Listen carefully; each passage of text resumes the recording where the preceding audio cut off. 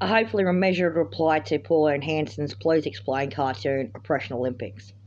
So, if those of you are still becoming familiar, Pauline Hanson is a right-wing politician from Australia who began her political career, as far as we know, in the Liberal Party sometime in the 1990s, and left them and founded her own party called One Nation, which has been operating in the Australian Senate more or less ever since. She's actually one of the longest serving senators in Australian history, and basically, as far as we know, the only female that's ever founded a political party.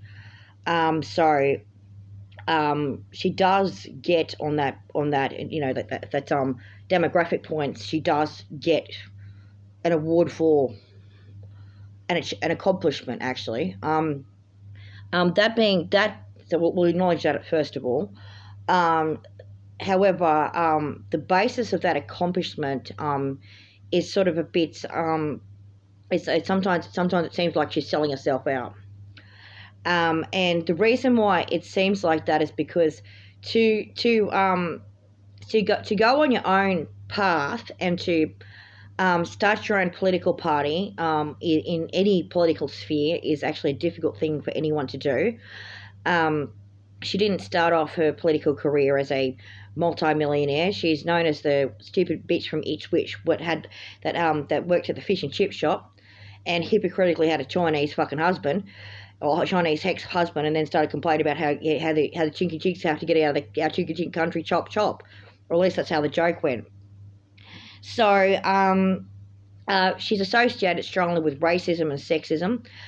She seems to attract people from the alt-right movement, and she's almost like roughly the equivalent of the female incel in Australia. Okay, except for one thing, we don't actually think she advocates violence at all. We've never seen her do it. So a polarising figure in Australian politics, and more generally Pauline Hanson, is someone that knows how to get attention, and knows how to play to the stereotypes and whatever, and the sort of ignorance of people to get offer a standard trope of what we might call the alt-right type of ideas, or just the conservative politics. Oppression Olympics is an example of that. It starts off. If you look at it, if you watch it, and it's very, very, very good at it. If you watched it, you'd go, actually, that is a reasonably produced cartoon. The drawings are reasonable quality. The way they've crafted the story is quite witty, and it is in fact entertaining. There's no disputing that, and it does actually give you pause and food for thought, which means, as far as political cartoons are concerned, that it actually qualifies as a decent political cartoon. The problem is, though, is once you start getting into political cartoons, you start getting into the issue of whether or not sides are being taken, and which side it might be. So let's have a look at the specific synopsis of that cartoon. There's a link to it is posted in the post section.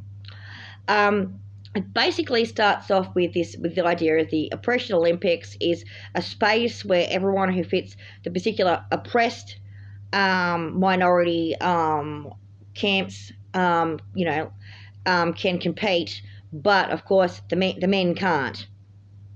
Okay, so Lydia Thorpe gets a hurdle in the Oppression Olympics, but she's supported by government funding, so she crosses it easily. A disabled person gets a ramp for their wheelchair, stuff like that. And then the men get so frustrated, and they're all left-wing men, by the way, get so frustrated they wind up taking Adam Blant's gender fluid,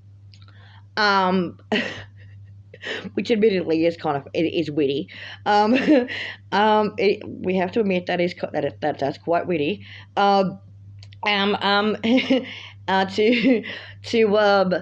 To then go and pose as women so that they can compete in the boxing, and they wind up beating the snot out of women, and so it's like, and the commentary goes, never has such violence against women been such so anti-oppressive.